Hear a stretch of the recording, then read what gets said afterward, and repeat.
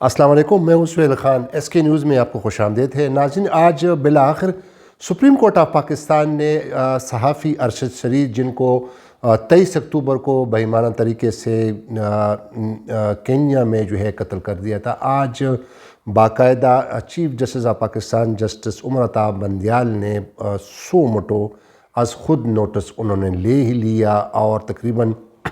تقریباً 2 مہینے کے بعد یہ چیف جسٹس آف پاکستان نے یہ نوٹس لیا ہے۔ آپ کو پتہ ہے کہ جو مشہور صحافی تھے، ہمارے دوست تھے، بڑے پیارے دوست تھے ارشد شریف، ان کو نیروبی میں کینیا میں 23 اکتوبر کو بہیمانہ طریقے سے قتل کیا گیا تھا۔ اس کے قتل کے بعد نہ صرف پاکستان میں بلکہ پوری دنیا میں ایک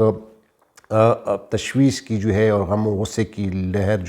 وہ دوڑ گئی تھی، اور نہ صرف پاکستان میں بلکہ بیرون ممالک میں جتنے بھی صحافی تنظیمیں تھیں، انہوں نے ارشد شریف کی جو قتل کا تحقیقات کا مطالبہ کیا تھا، اور ساتھ ہی ساتھ سپریم کورٹ آف پاکستان سے بھی مطالبہ کیا تھا کہ اس پر باقاعدہ ایک جوڈیشل کمیشن بنایا جائے۔ اور اس کے بعد ارشد شریف کی والدہ صاحبہ نے بھی چیف جسٹس آف پاکستان کو خط لکھا تھا، صدر پاکستان نے بھی لکھا تھا، اور گزشتہ روز سابق وزیر اعظم عمران خان نے بھی چیف جسٹس آف پاکستان کو خط لکھا تھا۔ لیکن یہ جو خطوطوں کا جو سلسلہ تھا، یہ تقریباً 1 ہفتے سے پورے پاکستان میں ایک کمپین شروع ہوئی تھی، اور اس کمپین کے ذریعے لوگوں سے التماس کیا جا رہا تھا کہ چیف جسٹس آف پاکستان کو جتنے بھی لوگ ہو سکے تو وہ خطوط بھیجیں۔ اور آپ کو بتاتا چلوں کہ چیف جسٹس آف پاکستان نے پہلے جب یہ واقعہ ہوا تھا تو انہوں نے جو سپریم کورٹ آف پاکستان کا جو HR سیل ہے، اس کو باقاعدہ ڈائریکشن دی تھی کہ آپ اس پر وہ تحقیقات کرے، اور دوسری جانب جو FIA ہے اور ان سے رپورٹیں ان سے طلب کریں۔ تو یہ ایک سلسلہ جاری تھا، لیکن آج باقاعدہ طور پر چیف جسٹس آف پاکستان نے اس کا سو مٹو صبح لیا، اور آج ہی کے دن اس از خود نوٹس کو 12:30 بجے 5 رکنی لارجر بینچ کے سامنے اس معاملے کو وہ فکس بھی کیا، اور آج انہوں نے اس کی سماعت کی۔ لیکن جب صبح چیف جسٹس آف پاکستان نے اس کا نوٹس لیا تو انہوں نے سیکرٹری داخلہ، سیکرٹری وزارت خارجہ، DG FIA، DG IB، DG ان اور خاص طور پر ان سب کو نوٹس جاری کیا تھا۔ آج 12:30 بجے اس کی سماعت ہوئی، اور سماعت میں آج بہت ہی زیادہ سخت آرڈر پاس کیے گئے ہیں، اور صحافیوں کے بارے میں، صحافیوں کی تنظیموں کے بارے میں، صحافیوں کے کام کے بارے میں آج عدالت کے ریمارکس تھے، وہ آج میں آپ کے ساتھ ڈیٹیل سے شیئر کروں گا۔ یہ 5 رکنی لارجر بینچ تھا، جس کو ہیڈ کر رہے تھے chief justice of Pakistan justice Umar Ata Bandial, اور ساتھ میں 4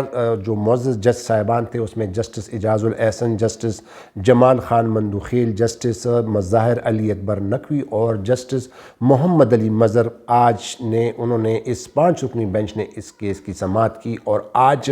سماعت کے حال و احوال ہے وہ آپ کو بتاتا چلوں کہ آج اس میں پہلا آرڈر جاری ہوا ہے، اس کا مین آرڈر ہے آج اس سماعت کا، اس پر چیف جسٹس آف پاکستان نے اب باقاعدہ کہا ہے کہ آج رات تک ہی اس کیس میں، یعنی ارشد شریف کے بہیمانہ قتل میں باقاعدہ طور پر FIR درج کی جائے، اور ساتھ ہی ساتھ کہ فیکٹ فائنڈنگ کمیٹی بنی تھی ارشد شریف کے قتل پر، حکومت نے بنائی تھی، وہ اس کی رپورٹ بھی وہ طلب کر لی گئی ہے۔ اور آج سماعت کے دوران انہوں نے حکومت نے اس کی میڈیکل رپورٹ جب بنائی تھی ارشد شریف کی، تو اس کو بھی غیر تسلی بخش قرار دیا گیا ہے۔ آج سماعت کے دوران چیف جسٹس آف پاکستان نے ایڈیشنل اٹارنی جنرل عامر رحمان صاحب، ان کو کہا کہ ایک فیکٹ فائنڈنگ رپورٹ ہے ارشد شریف کی قتل پر، وہ ابھی تک کیوں نہیں پیش کی گئی، کیونکہ چیف جسٹس صاحب کا کہنا ہے کہ آلریڈی ہمارا سپریم کورٹ کا HR سیل ہے وہ بھی اس کو انویسٹیگیٹ کر رہا تھا، تو انہوں نے کہا کہ یہ فیکٹ فائنڈنگ رپورٹ کیوں نہیں پیش کی گئی۔ تو اس پر ایڈیشنل اٹارنی جنرل نے سپریم کورٹ کو کہا، 5 رکنی لارجر بینچ کو کہا کہ اس کو جلد ہم عدالت کے سامنے پیش کر دیں گے، اور ساتھ ہی ساتھ چیف جسٹس آف پاکستان نے کہا کہ اس کے ارشد شریف صاحب کی والدہ ہیں، ان کا بھی ہمیں لیٹر آیا تھا اور اس لیٹر کے بعد ہم نے ایچ آر سیل کو ڈائریکشن دی تھی کہ آپ اس کی تحقیقات کریں اور جو ایف آئی اے ہے اور جو اور ادارے ہیں ان کے ساتھ آپ رابطے میں رہیں اور جو فیکٹ فائنڈنگ جو کمیٹی ہے ان کے ساتھ رابطے میں رہیں۔ تو اس پر چیف جسٹس صاحب نے آج کہا کہ وزارت داخلہ جو ہے پچھلے جمعہ کو یعنی وزارت داخلہ نے پچھلے جمعہ کو اس فیکٹ فائنڈنگ رپورٹ جو ہے وہ تیار کر لی تھی، لیکن ابھی تک سپریم کورٹ کو کیوں نہیں ملی؟ اس پر ایڈیشنل اٹارنی جنرل صاحب نے کہا کہ وہ رپورٹ ہم جمع کرا دیں گے، اور چیف جسٹس صاحب نے پھر استغفار کیا ایڈیشنل اٹارنی جنرل سے کہ بتایا کہ کل فیکٹ فائنڈنگ کمیٹی کی رپورٹ پیش کر دی ہے تو لہٰذا اس کو ہم پیش کر دیں گے۔ اس کے علاوہ ایڈیشنل اٹارنی جنرل نے یہ بھی یقین دہانی کی، لیکن چیف جسٹس نے کہا کہ اس معاملات میں وقت ضائع کرنے کا جو کام ہوتا ہے وہ حکومت کا ہوتا ہے، عدالت کا نہیں۔ یعنی چیف جسٹس کا یہ کہنا تھا کہ اس طرح کے جو معاملات ہوتے ہیں اس طرح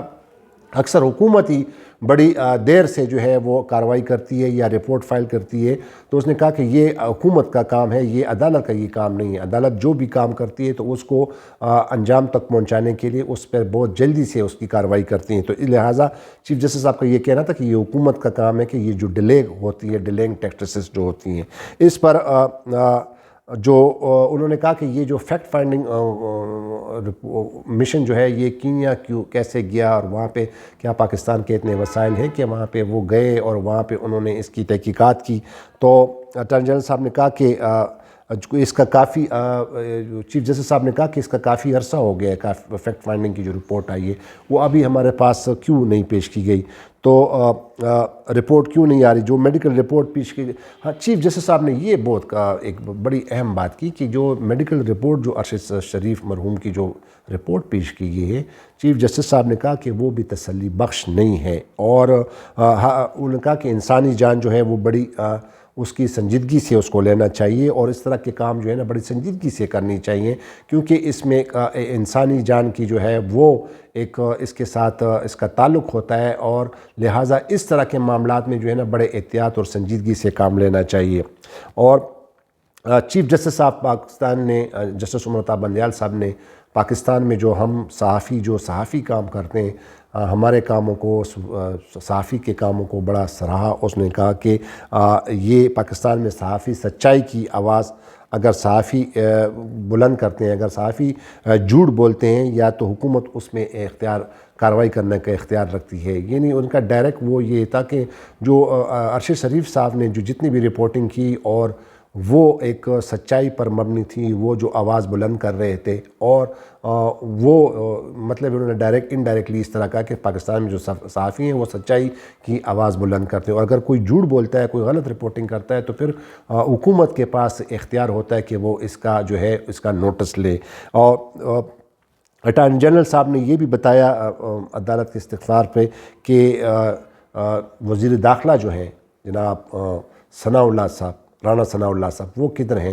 ان کو آنا چاہیے تھا، کیونکہ ہم نے وزارت داخلہ کو بھی نوٹس کیا ہوا تھا، تو انہوں نے کہا جی وہ تو ہے نہیں، لیکن فیصلہ آباد میں ہیں، اور لہٰذا جو فیکٹ فائنڈنگ کی جو رپورٹ ہے وہ ہم عدالت میں پیش کر دیں گے۔ یہ ایڈیشنل اٹارنی جنرل عامر رحمان نے کورٹ کو بتایا۔ اور چیف جسٹس صاحب نے یہ بھی پھر سوال کیا کہ پاکستان میں ارشد شریف کی قتل کا فوجداری مقدمہ درج کیوں نہیں ہوا۔ یہ ایک بہت بڑا اہم سوال ہے، کیونکہ